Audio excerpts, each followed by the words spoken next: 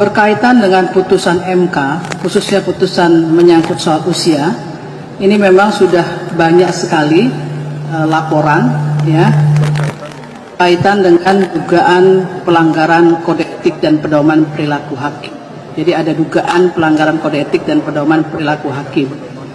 Ada yang sudah masuk ke MK dalam catatan kami sampai hari ini ada 7 laporan ber-7, dan tadi saya juga mendapat informasi, saya tidak tahu benar atau tidak karena belum sampai juga ke MK, ada 13 laporan soal itu, tapi belum masih sampai sekarang.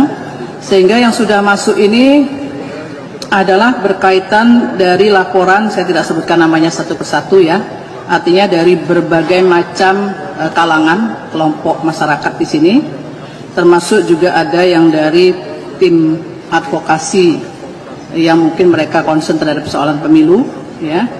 Perihal yang mereka ajukan adalah dugaan pelanggaran kode etik dan pedoman perilaku hakim.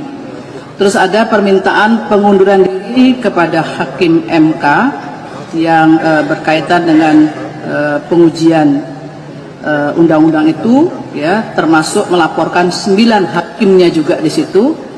Juga ada kemudian permintaan untuk segera dibentuknya MK-MK, termasuk kemudian laporan terhadap hakim yang menyampaikan dissenting opinionnya, dan kemudian ada lagi yang khusus mengabulkan, termasuk yang memberikan concurring opinionnya, dan kemudian ada yang berkaitan dengan laporan khusus kepada Ketua MK untuk mengundurkan diri.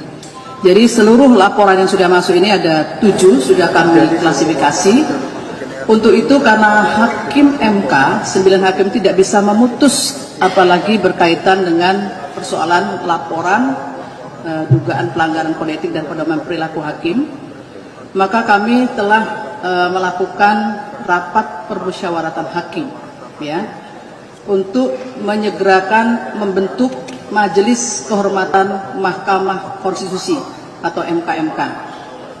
Nah, dalam waktu dekat ini segera akan kemudian dibentuk, ya, untuk segera bekerja untuk kemudian melakukan proses sebagaimana hukum acara yang berlaku di dalam MK-MK untuk menangani paling tidak 7 yang sudah masuk di sini. Jadi ini MK-MK terbentuk karena memang salah satunya karena perintah dari undang-undang untuk membentukkan MK-MK sebagai bagian dari kelembagaan yang memang dimintakan oleh undang-undang, khususnya pasal 27A, untuk kemudian memeriksa, termasuk kemudian di dalamnya mengadili kalau memang terjadi persoalan yang terkait dengan laporan dugaan pelanggaran, termasuk juga kalau ada temuan di situ. Jadi kami sudah bersepakat untuk menyerahkan sepenuhnya ini kepada MK-MK.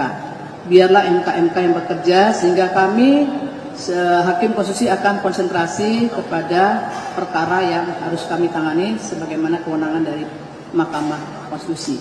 Jadi itu sebetulnya inti dari pertemuan pada siang hari ini.